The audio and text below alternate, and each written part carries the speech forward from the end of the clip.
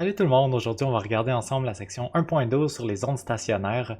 On a vu ensemble au laboratoire que les ondes stationnaires se produisent quand j'ai une corde qui est fixée aux deux extrémités, dans laquelle j'envoie une certaine fréquence. Donc notre corde était fixée d'un côté à un générateur d'ondes qui faisait osciller une partie de la corde.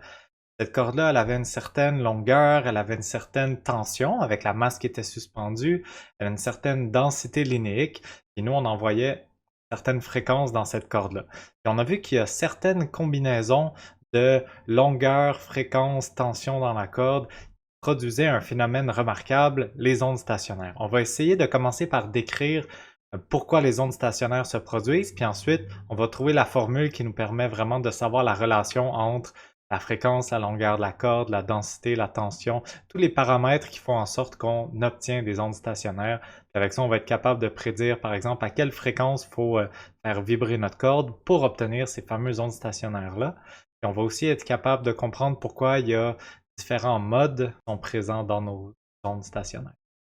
Donc regardons ici le montage qu'on avait au laboratoire. On a une corde, cette corde-là, elle a une certaine densité. Elle est soumise à une certaine tension dans la corde. La combinaison de ces deux paramètres-là va nous donner la vitesse à laquelle les ondes se propagent dans la corde. Ensuite, la corde elle a une certaine longueur, c'est juste la partie horizontale de la corde qui nous intéresse.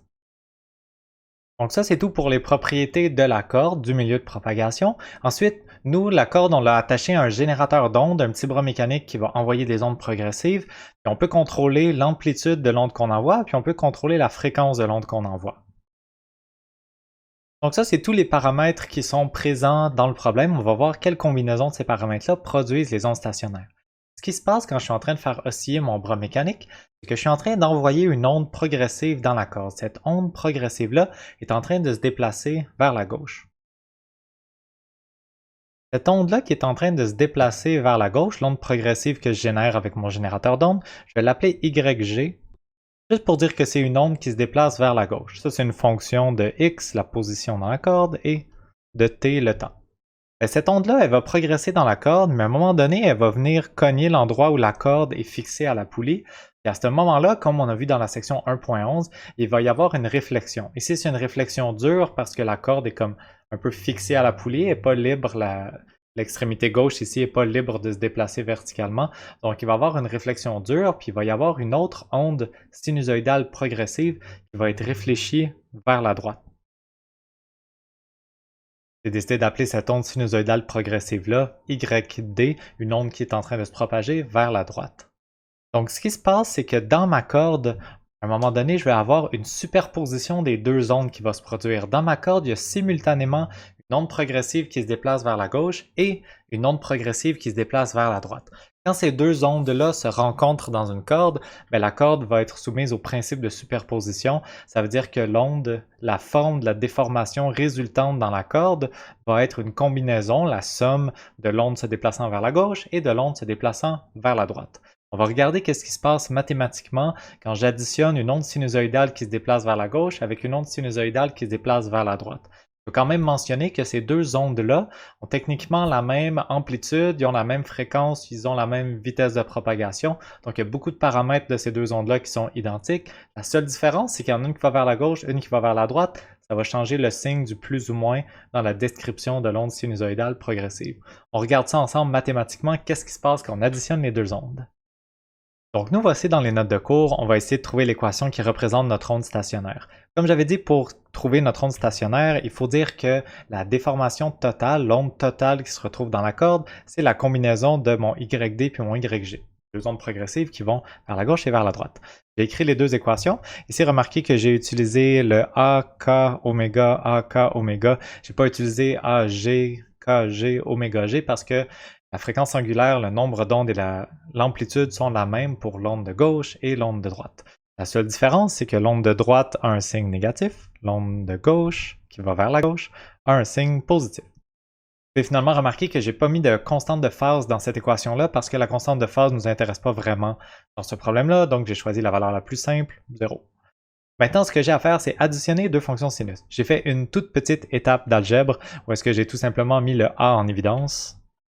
Des grosses maths, fait que j'ai juste pris le A ici, hop, hop, je l'ai mis en évidence devant une parenthèse. Maintenant, je dois faire la somme de deux sinus. sinus de quelque chose moins quelque chose, puis sinus de quelque chose plus quelque chose. Là, tout de suite, ça me fait penser, ah oui, je connais l'identité trigonométrique pour sin de A moins B plus sin de A plus B. Vous n'aurez pas besoin de vous rappeler par cœur de ces identités trigo-là, c'est juste utilisé dans la démarche pour ma démonstration, puis après c'est tout. Donc, il y a une identité trigonométrique ici qui nous dit cette chose-là.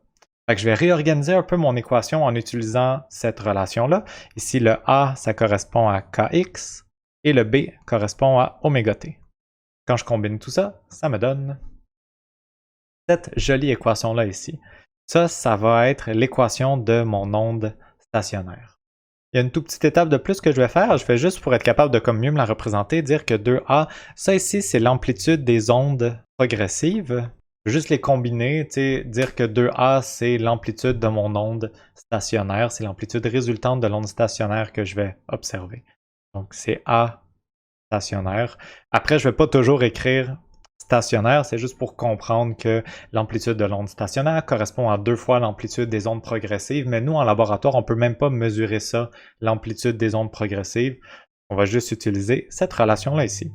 Ça ressemble un petit peu à l'équation d'une onde progressive, c'est juste qu'au lieu d'avoir le Kx et le oméga t inclus dans la même fonction sinus, le sinus, c'est ça qui décrit une onde progressive. Ici, ils sont séparés. Il y a le produit d'une fonction cos avec une fonction sin. Même si c'était un sinus puis un sinus, ça ne changerait pas grand-chose. Mais c'est la formule générale qu'on a pour une onde stationnaire. On va essayer de comprendre un petit peu qu'est-ce que cette formule-là veut dire. Premièrement, il y a une partie ici qui dépend du temps, un cosinus de oméga t. Ça, ce que ça nous dit, c'est que peu importe où est-ce que je me situe sur la corde, peu importe quelle particule de corde je suis en train de regarder, cette petite particule-là va osciller à la verticale, en Y.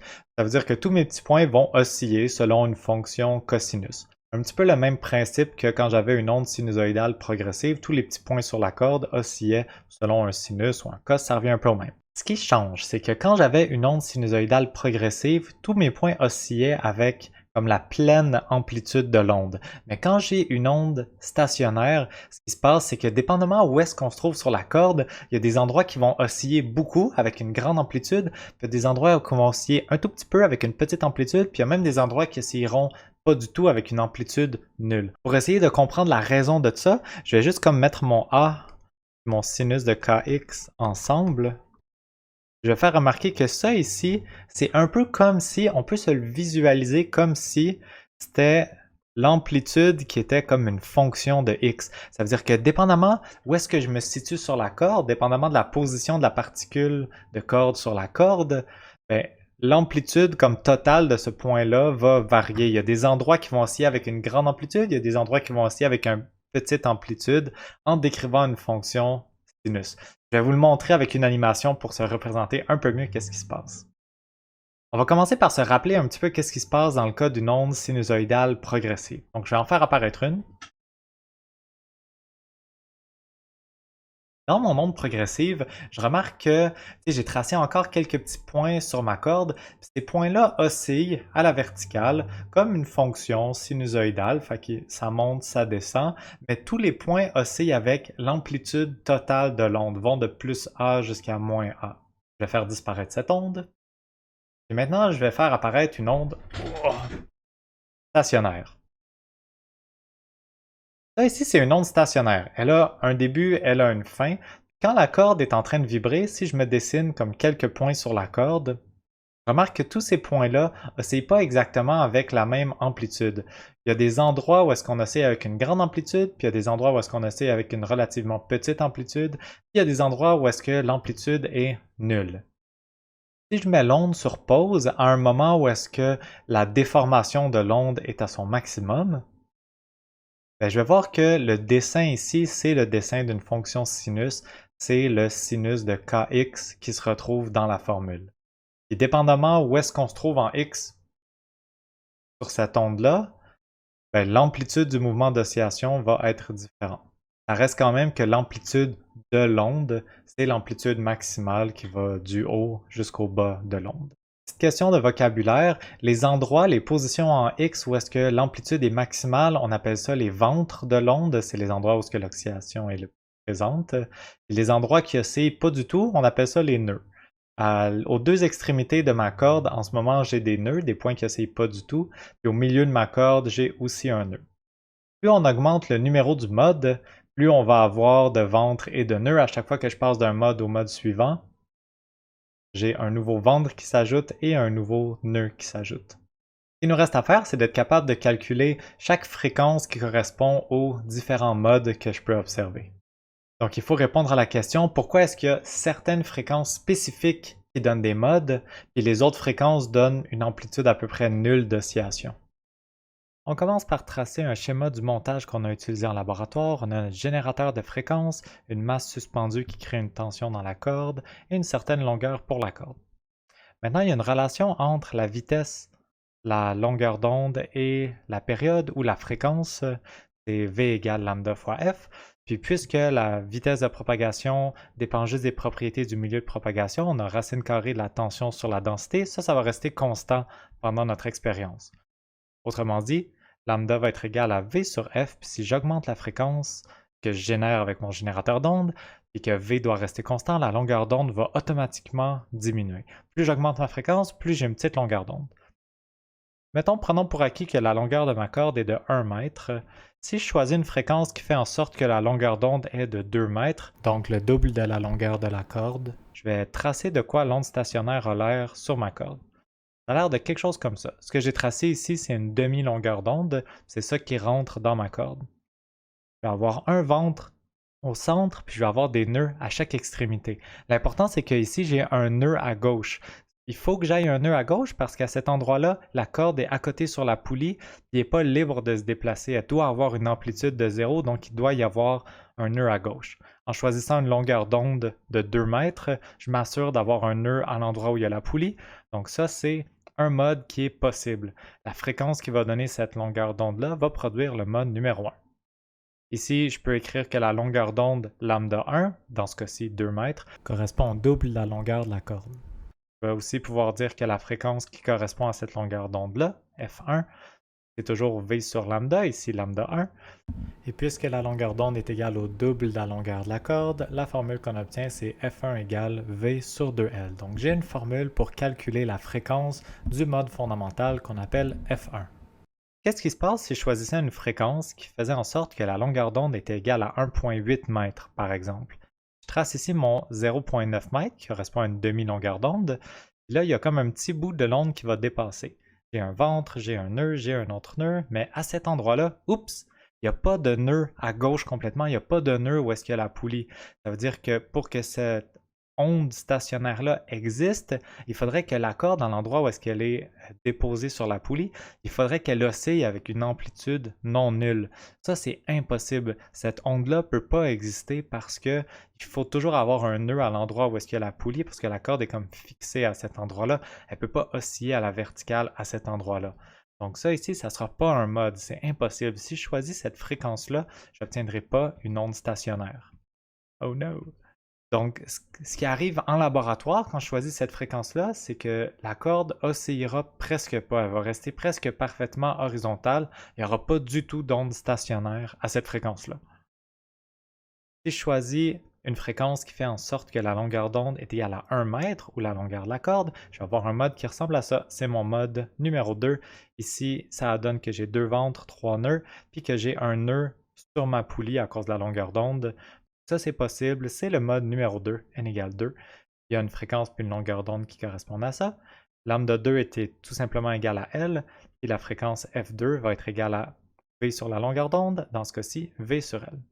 Maintenant, on va essayer de développer une relation un petit peu plus générale qui nous permet de continuer la suite logique des choses. Donc l'important, le thème fondamental, c'est que la longueur d'onde doit toujours faire en sorte qu'il va y avoir un nœud aux deux extrémités de la corde. Si je veux tracer mon mode numéro 3, il va falloir que je m'organise pour avoir une forme de longueur d'onde qui va ressembler à ça ici, qui va toujours arriver à 0 à l'endroit où est-ce que j'ai ma poulie.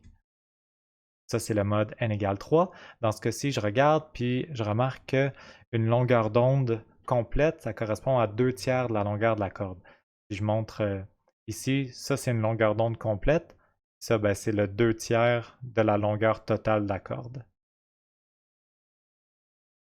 Si je voulais tracer mon mode numéro 4, 1, 2, 3, 4, ben ici, lambda 4, ça égale à L sur 2. Donc ça, c'est la logique. Je pourrais continuer en faisant toujours un ventre de plus, 5, 6, 7 ventres pour avoir le mode numéro 5, 6, 7. On va essayer de prendre les informations qu'on a jusqu'à maintenant et d'établir une suite logique qui va nous permettre de calculer la fréquence pour n'importe quel mode n. Donc je vais obtenir une suite logique. Je vais commencer par juste réécrire toutes les informations que j'ai trouvées jusqu'à maintenant avec le numéro du mode, la formule pour la longueur d'onde, puis la formule pour la fréquence. Donc ça, c'est bon pour mes 4 premiers modes. Maintenant, je veux généraliser la suite logique pour que ça fonctionne pour le mode numéro n. Je vais juste faire un petit truc, faire remarquer quelque chose qui va faire en sorte que la suite logique va être plus facile à remarquer. Je vais rajouter 2 sur 2.